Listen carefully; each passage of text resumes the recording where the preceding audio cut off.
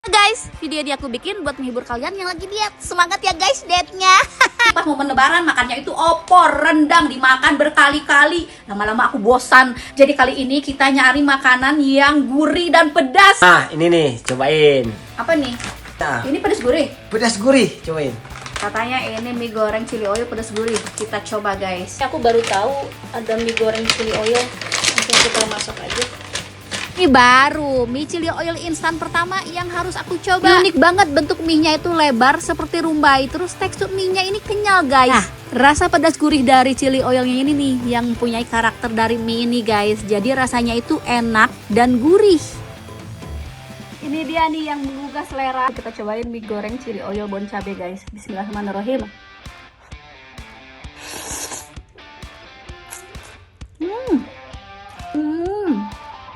Wah. Nendang banget nih pedasnya.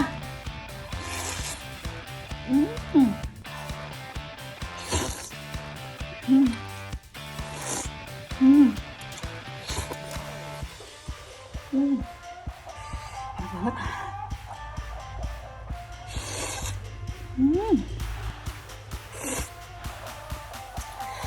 Guys, lihat aku langsung keluar keringat banyak banget.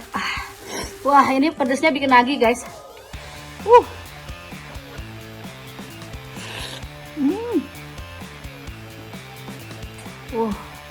Pokoknya yang mau langsung cobain ya.